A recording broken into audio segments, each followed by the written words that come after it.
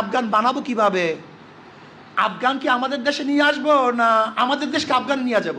আমরাও যদি বাংলাদেশের মধ্যে সেই অর্থনীতি অ্যাপ্লাই করতে পারি, তাহলে আমাদের ভাঙ্গা অর্থনীতি ডেভেলপ হবে। এইটা ছিল আমার মূল উদ্দেশ্য। কিন্তু হেডলাইন আসছে কি, আমি আফগান বানায় ফেলাবো। আমি এক টক শোতে আফগানিস্তানের উদাহরণ দিয়েছিলাম। হেডলাইনে কি আসছে, আমরা ক্ষমতা গেলে আফগান বানাবো। আমি বন্ধুদেরকে প্রশ্ন করতে চাই, আফগান বানাবো কিভাবে? আফগান কি আমাদের দেশে নিয়ে আসবো, না আমাদের দেশকে আফগান নিয়ে যাব? আফগান বানাবো কিভাবে বলেন? কিভাবে বানাবো? দেখেন, আমাদের আসলে চরিত্র স্বচ্ছতা আসে নেই। ওই জায়গায় আমি শুধু আফগানের উদাহরণ দেই নেই, আমি আফগানিস্তান, ইরান, আমেরিকা, রাশিয়া, বিভিন্ন দেশে উদাহরণ দিয়েছি।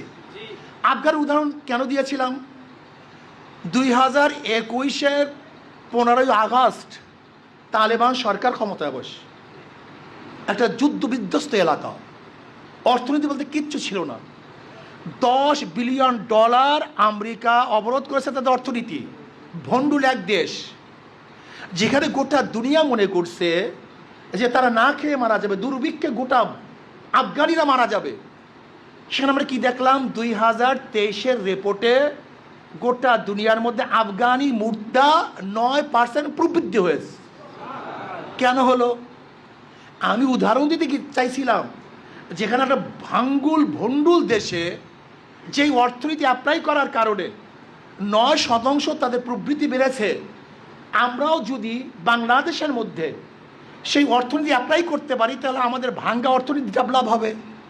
এইটা ছিল আমার মূল উদ্দেশ্য। কিন্তু হেডলাইন আসছে কি, আমি আফগান বানায় ফেলাবো। চিন্তা করতে পারছেন? আফগান আমি কেন বানাবো? বরং বাংলাদেশকে আমরা এক মডেল বানাবো, যেই মডেল দেখার জন্য গোটা বিশ্ব আসবে ইনশাআল্লাহ। আমরা এই মডেল হব, এমন আদর্শবান নীতিবান দেশ আমরা গড়ব, যেই দেশ এমন মডেল হবে, গোটা বিশ্ব আমাদের মডেল দেখে তাদের দেশ পুনর্বার সাজাবার চেষ্টা করবে। এই জন্য যারা মনে করেন আমি আফগান বানাবো, এই বক্তব্য থেকে আপনি প্রত্যাহার করুন।